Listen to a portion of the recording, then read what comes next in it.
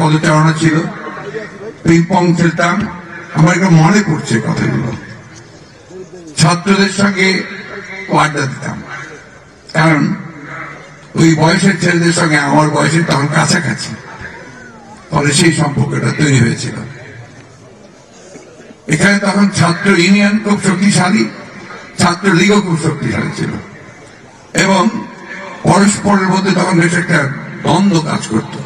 মাবু আছে এখানে আমার ছাত্র, তো সবসময় যে কোনো আপনার যখন নবীন বরণ হতো অথবা আপনার নতুন সংসদের যদি অভিষেক হতো, সেখানে পরস্পর মুখোমুখি দাঁড়াতো। আমরা সবাই আমাদের ইয়াং কালিগসরা মিলে আমরা সেটাকে নিয়ন্ত্রণ করতাম, একটা সুন্দর অবস্থা তৈরি করেছিলাম। এটা আমি আগেও বলেছি যে আমার আসলে সবচেয়ে সুন্দর সময়টা আমার এই দিনাজপুরে এবং দিনাজপুর কলেজে কেটেছে। এই কলেজে জয়েন করার আগে আমি আবার একটা, সেটা যুদ্ধের আগে, 71 সালে যুদ্ধের আগে আমি কিছুদিন কাজ করেছিলাম কেবিএম কলেজে। আমার এখনো মনে আছে, আমাদের সেই বন্ধু এখন খুবই অসুস্থ, আমাদের প্রফেসর আমিন, তার সাইকেলের হ্যান্ডেলে বসে আমি শহর থেকে কেবিএম কলেজে গেছি। আমি দিনাজপুরেও এখানকার ক্রীড়াঙ্গনে, সাংস্কৃতিক অঙ্গনে আমার অত্যন্ত ভালো সময় কেটেছে। আমার মনে পড়ে ভুরান ভাইয়ের কথা, সজান ভাইয়ের কথা। আমাদের মাঝে তারা অসাধারণ মেধাবী একজন অভিনেতা ছিলেন। আমাদের অনেক ছাত্র এই কলেজ থেকে অনেক ভালো ভালো রেজাল্ট করে বেরিয়ে গেছে। সে সময়টাকে আমি মনে করি যে একটা সোনালী সময় গিয়েছে। যদিও স্বাধীনতার পরে পরে তারপরেও আমাদের কিন্তু সেই সময়ে একটা অবস্থা তৈরি হয়েছিল যখন অন্তত ক্রিয়েটিভ, সৃজনশীল কিছু করা যেত। আজকে আমার ব্যর্থতা সেই জায়গায় মনে হয়, আমরা যারা রাজনীতি করছি ওই জায়গাটা আমাদের ব্যর্থতা আছে। আমরা এই 52-53 বছরেও বাংলাদেশকে একটা সুখী, শান্তিময়, প্রেমময়, ভালোবাসাময় এক দেশ করতে পারলাম না। আমরা এখানে রাজনীতি নিয়ে সংকীর্ণতায় ভুগি। আমরা এখানে নৈতিকতার একটা সর্বনিম্ন পর্যায়ে চলে গেছি। আমরা যে জাতি, আমরা গর্ব করে বলার কথা আমাদের যে আমরা জাতি হিসেবে অত্যন্ত গর্বিত জাতি, সেই জাতি কিন্তু আমরা সেই কথা বলতে পারিনি কিছুদিন পরে আগেও। এখন আবার সেই আশা জেগে উঠেছে আমাদের মাঝে।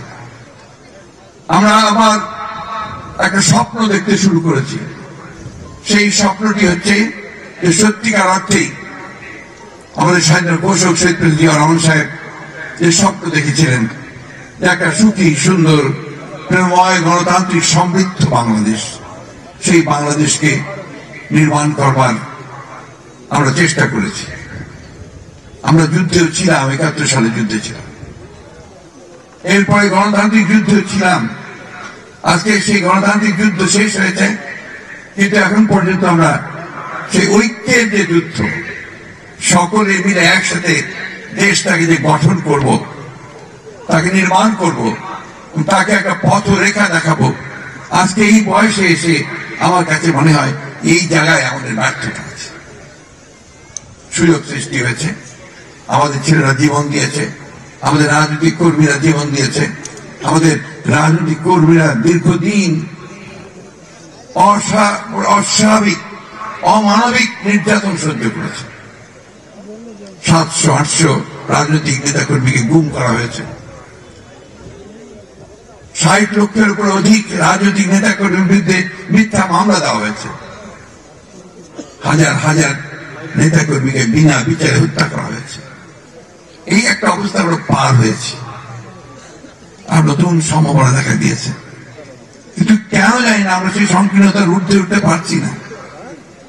আমি আশা করব সমস্ত সংশ্লিষ্ট সকলের কাছে এই আবেদন জানাবো যে আমরা উঠে দাঁড়াই, আমরা আমাদের এই সংকীর্ণতার ঊর্ধ্বে দাঁড়াই, দাঁড়িয়ে আমরা একটা সুস্পষ্ট, সত্য, সুন্দর একটা পথ নির্ধারণ করি।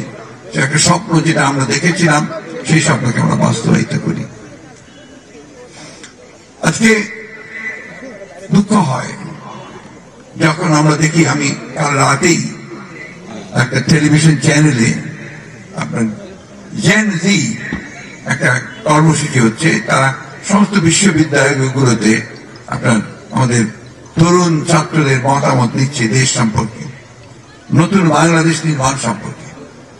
আমি দেখলাম যে এত অমিত সম্ভাবনাময় ছেলেরা মেয়েরা তারা অত্যন্ত দেশপ্রেম নিয়ে তারা কথা বলছে, তার পরিবর্তনের কথা বলছে।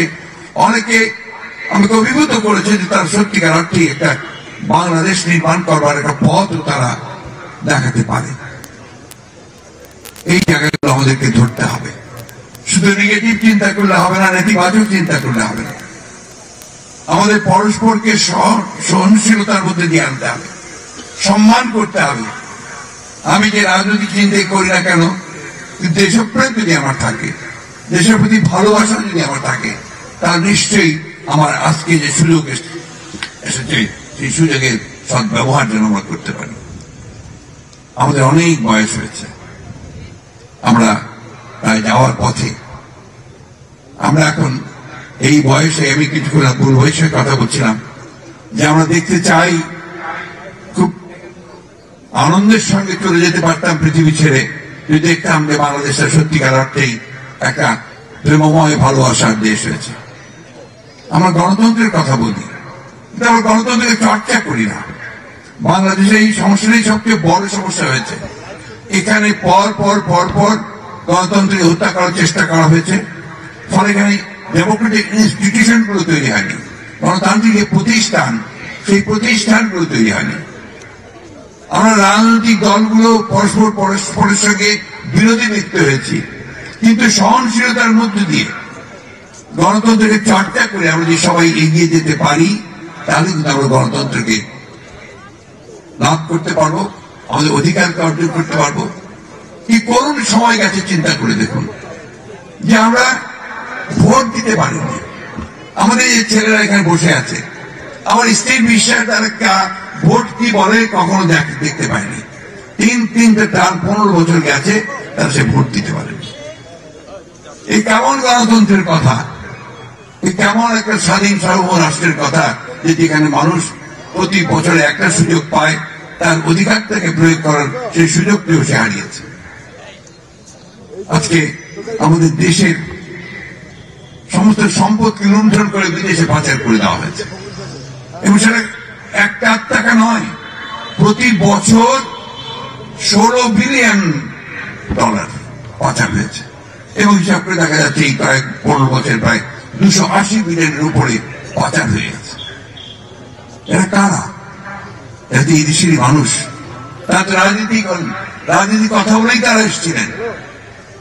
ফ্যাসিবাদ ওই জায়গায় যে একটা নির্বাচন হয়, নির্বাচনে জয়লাভ করে, তারপরে সমস্ত ক্ষমতা দখল করে নিয়ে, রাষ্ট্রকে দখল করে নিয়ে সে তার ক্ষমতাকে নিরঙ্কুশ করতে চায়, এবং দেশে রাষ্ট্রে একটা ভয়, একটা ভীতি, একটা ফিয়ার ফোবিয়া তৈরি করে, যেন কেউ কোনো কথা বলতে না পারে। আল্লাহর অশেষ রহমতে আমরা সেই জায়গা থেকে বেরিয়ে এসেছি। সে জায়গায় বেরিয়ে এসে একটা সুযোগ সৃষ্টি হয়েছে যে আমরা নতুন করে বাংলাদেশকে একটা গণতান্ত্রিক রাষ্ট্রে পরিণত করব। দিনাজপুর সরকারি কলেজ অত্যন্ত গৌরবময় একটি প্রতিষ্ঠান। এখান থেকে বহু শিক্ষক, বহু অধ্যাপক, বহু প্রকৌশলী, বহু চিকিৎসক, নেতা, ব্যবসায়ী, সাকসেসফুল বিজনেসম্যান তারা বেরিয়েছেন। এবং দিনাজপুর সরকারি কলেজ সবসময় একটা ভালো শিক্ষা প্রতিষ্ঠান হিসেবে ছিল। আমার বিশ্বাস এখনো এই প্রতিষ্ঠান সেইভাবে আছে।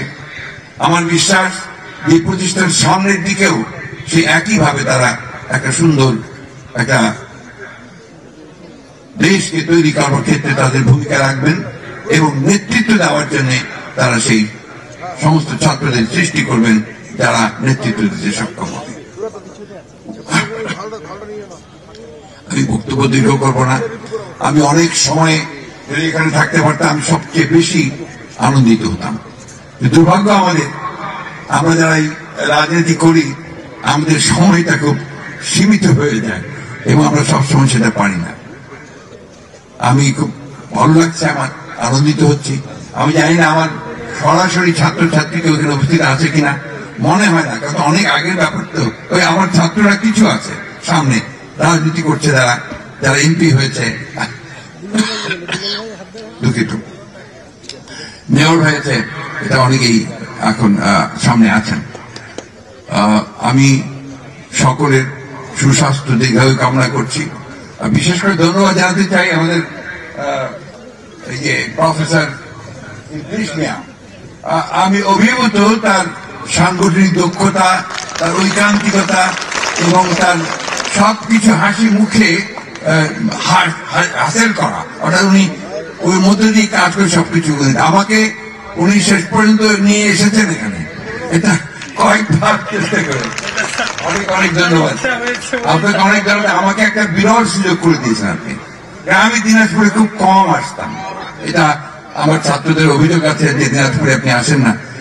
বিভিন্ন কারণে আমি দিনাজপুরে একটু কম আসতাম, বিশেষ করে রাজনৈতিক ভাবে খুব কমই আসতাম এখানে। এসছি যখন আমাদের ন্যাশনাল প্রোগ্রাম থেকে দিনাজপুরে বড় সভা হয়েছে, তখন আমি এসছি, কিন্তু আমার কলেজে আসার সুযোগ হয়নি। ধন্যবাদ আপনাকে, অনেক অসংখ্য ধন্যবাদ। আমি অর্থনীতি বিভাগের বর্তমান শিক্ষক যারা আছেন, অধ্যাপক যারা আছেন, তাদেরকে আন্তরিকভাবে ধন্যবাদ, কৃতজ্ঞতা জানাই।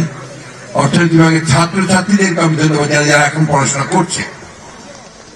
তোমাদের সামনে অনেক বড় দায়িত্ব আছে। বাংলাদেশের অর্থনীতি কিন্তু এখন খুব সংকটের সামনে, বিপর্যয়ের সামনে। এই ফ্যাসিবাদী সরকার 15 বছরে এই দেশের অর্থনীতিকে ধ্বংস করে দিয়েছে। এই দেশের অর্থনীতিকে সচল করবার জন্য যে নীতি নির্ধারণ করা দরকার, তা তোমাদের মধ্য থেকে অনেকে বেরিয়ে আসে। এবং এই কলেজে অর্থনীতি বিভাগের অনেক ছাত্র আছে যাদের সঙ্গে ঢাকায় আমার দেখা হয়, যারা এখন রিটায়ার করেছে। মন্ত্রণালয়, বিশেষ পরিকল্পনা মন্ত্রণালয়ে তারা কাজ করতো এবং খুব সফলতার সঙ্গে কাজ করেছে। আমি আশা করি তোমাদের মধ্য থেকে সেই ধরনের পলিসি মেকার তৈরি হবে, অর্থনীতিবিদ তৈরি হবে, যা বাংলাদেশের অর্থনীতিকে সঠিক খাতে নিয়ে যাওয়ার জন্য কাজ করতে সক্ষম হবে, এটা আমার প্রত্যাশা। আমাদের এই কলেজের চতুর্থ শ্রেণীর কর্মচারী বৃন্দ, ভাইয়েরা বোনেরা, অনেকে হয়তো আমাদের সময় যারা ছিলেন তারা কেউ নেই। আমি দু একজনের চেহারা এখানে দেখতে পেয়েছি যারা আমাদের সময় ছিলেন। আমি তাদেরকেও মনে করছি এই জন্য যে আমি যখন এই কলেজে কাজ করেছি তখন তাদের সঙ্গে আমার সম্পর্ক খুব ঘনিষ্ঠ ছিল, অত্যন্ত আন্তরিক ছিল। আমি স্মরণ করি আমাদের সেই আফজাল স্যারকে, যার সঙ্গে আমি কাজ করার সুযোগ আমার হয়েছিল এই কলেজে। আমি স্মরণ করি বশির সাহেবকে, যিনি আমার হেড অফ দি ডিপার্টমেন্ট ছিলেন সেই সময়। আমি যখন এই কলেজের অধ্যাপনা করছি সেই সময় কিন্তু অর্থনীতির যে অনার্স ডিপার্টমেন্টটা খোলা হয়, আমার সুযোগ হয়েছিল সেই অনার্স ক্লাসে শিক্ষকতা করার জন্য। একটু ভয় পেয়ে গিয়েছিলাম এই জন্যে যে আমরা যাদের কাছে অনার্স পড়েছি ঢাকা বিশ্ববিদ্যালয়ে, আমি সেখানে আমার ছাত্রদেরকে অনার্স পড়াবো, আমার মনে হচ্ছিল আমি বোধহয় ঠিক যোগ্য নই। কারণ এই শিক্ষকতাটা এটা এমন একটা পেশা যে সেখানে আপনি যে দায়িত্ব নিয়েছেন সে দায়িত্ব কিন্তু আপনার একটা বিশাল দায়িত্ব। আপনি তাদেরকে শিক্ষা দান করবেন, যা আপনি সাবজেক্টে পড়াবেন সেখানে আপনি তাদেরকে বিশেষজ্ঞ করে গড়ে তুলবেন এবং সে যেন তার জীবনে দাঁড়াতে পারে, জীবনে প্রতিষ্ঠা লাভ করতে পারে এবং তার লব্ধ যে শিক্ষা সেটাকে সে কাজে লাগাতে পারে, সেই কাজটি। যাই হোক, আমি যখন আপনার কলেজ থেকে চলে গেছি, আমার সেই ছাত্রছাত্রীরা পরে আমার সঙ্গে অনেকবার দেখা হয়েছে। আমার সঙ্গে ছাত্রছাত্রীদের সম্পর্কটা অত্যন্ত ঘনিষ্ঠ ছিল। আমি এখনো তাদের কথা মনে করি, তারাও আমার কথা মনে করে অনেক সময়। আমি এই কলেজের সর্বাঙ্গীন উন্নতি কামনা করছি। আমি এই কলেজের শিক্ষার্থী যারা আছে তাদের আমি আশা করবো, আল্লাহর কাছে দোয়া করি যে আল্লাহ তাদেরকে যেন অন্তত জীবনে প্রতিষ্ঠিত করেন এবং দেশকে কিছু দেওয়ার জন্য তারা যেন এগিয়ে যায়। এখন অনেকেই, আমি আপনার কিছুটা হতাশা প্রকাশ করেছি, অনেকেই অনেকের সময় এখন একটু হতাশা প্রকাশ করছে যে এত বড় একটা আন্দোলন হলো, এত প্রাণ গেল, এত বছর গেল, তারপরেও এত সমস্যা কেন? সমস্যা তো থাকবেই, সমস্যাকে নিয়ে আমাদেরকে এগোতে হবে। আমি সেই জন্যই শেষ করব রবি ঠাকুরের একটা কবিতার শেষ অংশ দিয়ে, যেটা আমার সবসময় মনে হয় যে কখনো যেন হাল ছেড়ে না দিই আমরা। কবিতাটা হচ্ছে দুঃসময়, তার শেষের দুটো কবিতার লাইন আমার এখনো মনে আছে। যদিও সন্ধ্যা আসিছে মন্দ মন্থরে, সব সঙ্গীত গেছে ইঙ্গিতে থামিয়া, তবু বিহঙ্গ ওরে বিহঙ্গ মোর, এখনই অন্ধ বন্ধ করো না পাখা। আমরা যেন কখনো পাখা বন্ধ না করি, আমরা যেন তীরে পৌঁছানোর জন্য আমরা উঠতে চেষ্টা করি, একদিন একদিন আমরা সেখানে পৌঁছবই।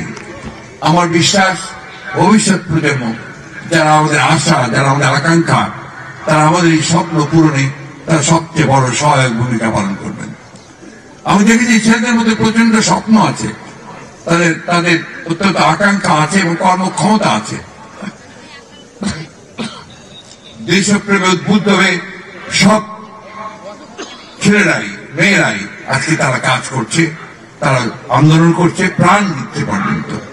সেখানে আমাদের তো আমরা হেরে যেতে পারি না, আমরা নিশ্চয়ই জয়ী হব। আজান হয়েছে, আমি আমার বক্তব্য শেষ করছি।